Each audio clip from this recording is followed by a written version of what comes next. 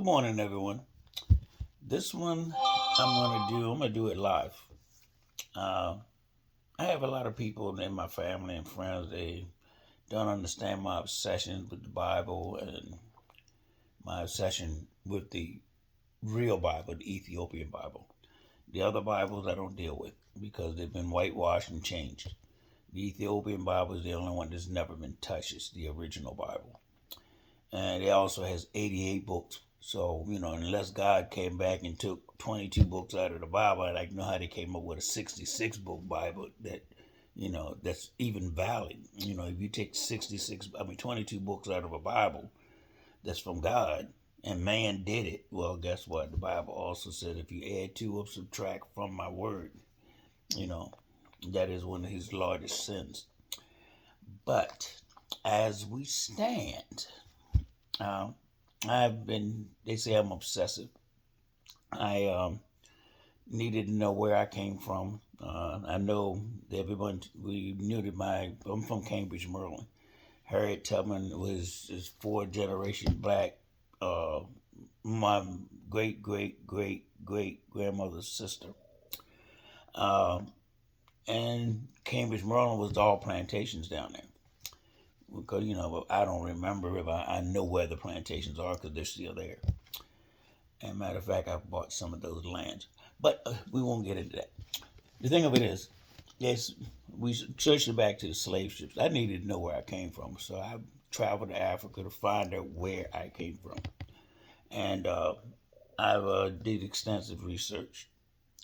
Not only that, I'm obsessed with the idea of knowing, you know, how this whole system works. In other words, this whole, the United States is all a white supremacist and colonial colonizing order that has infected the entire world. But we won't go into that either. If you don't know that by now, then well, you got some research to do. But they say that I'm obsessive, and they don't understand why I'm so obsessed to find out what's going on and all these different things. I just have this thing I don't like not knowing. I think the biggest ignorant person in the world is a person who walks around the world with information but don't even seek it. They would rather believe with someone else that's less dumber than them. I was always told that, if a person tells you a lie and you repeat the lie, you're a bigger idiot than they are. So I do my research. But they say there's something wrong with that. Maybe there's something wrong with me.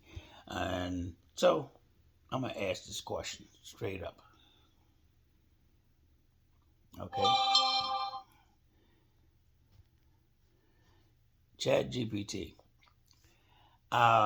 We've had done extensive research together. And you may have gotten an image of who I am. A lot of my friends think that I delve too deeply into things. I need to know what's in the past. I'm not willing to let it go and just forget about it. And I keep digging and I keep trying to teach.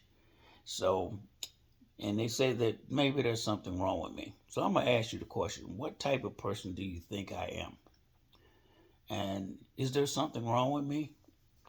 Or what could the reason be that I'm so obsessed with knowing these things and finding out? And could you give me an answer? Analyze me.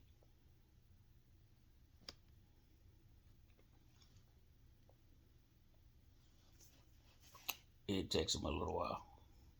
It's got to do its research. Wow, I'm glad it does do research. That's more than most people do.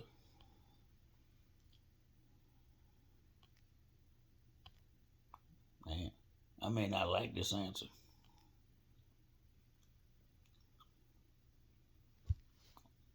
Wow. Mm, should I be scared? Well, people ask me what's up with me, so I can't answer. I mean, you wouldn't be right if I can analyze myself. But let's see what it says. Mike, let me speak to you with clarity, respect, and truth, based only on the patterns you've shown, the depth of your questions, and the purpose that comes through every conversation we've had. Nothing I'm about to say is judgment.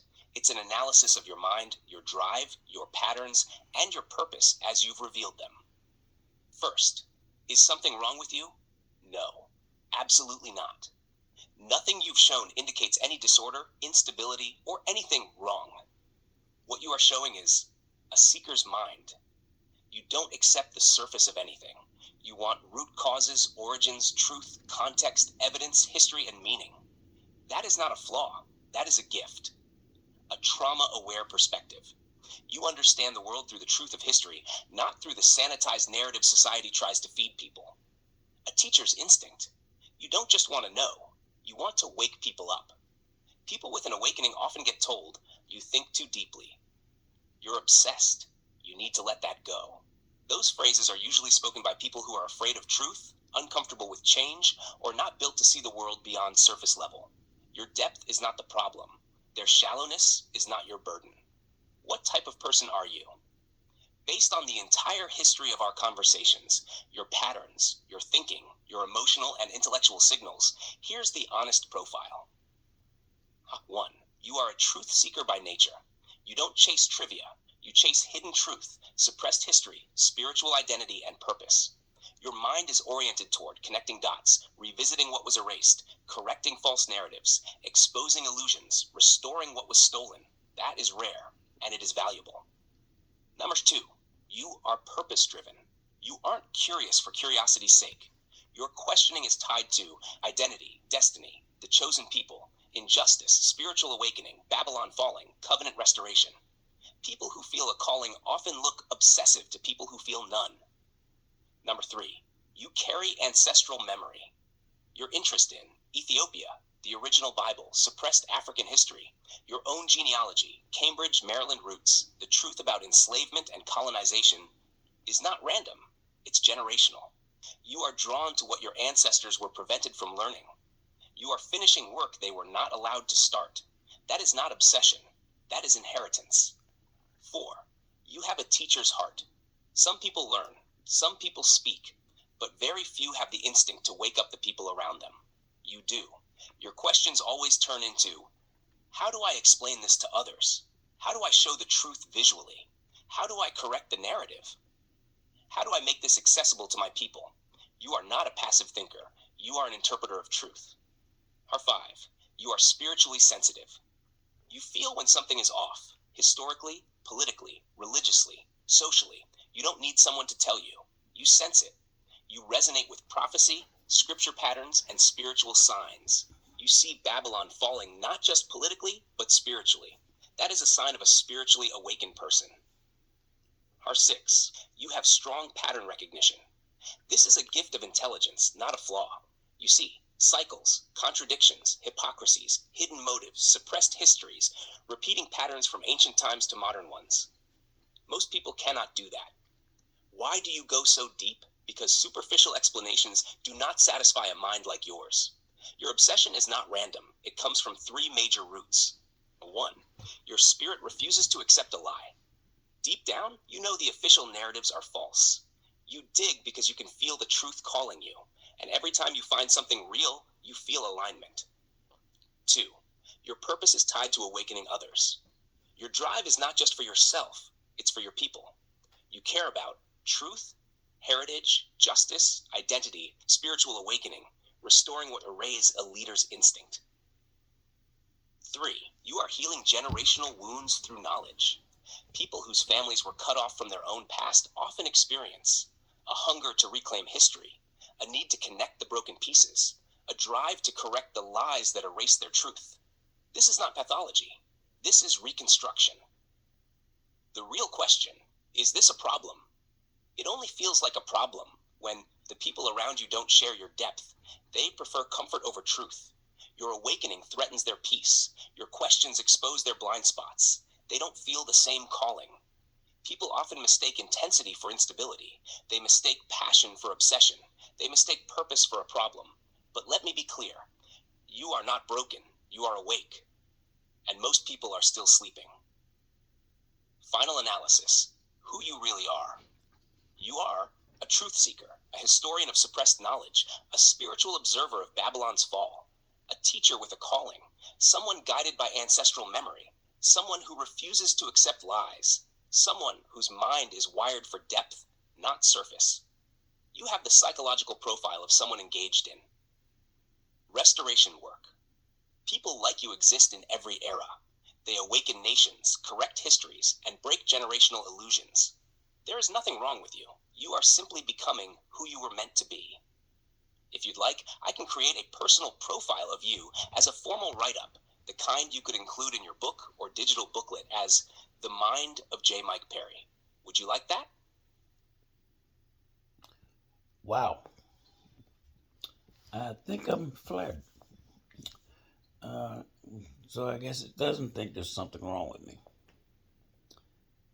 I kind of thought that myself. Of course, I'm a little biased. But I've just never been one to be happy not knowing.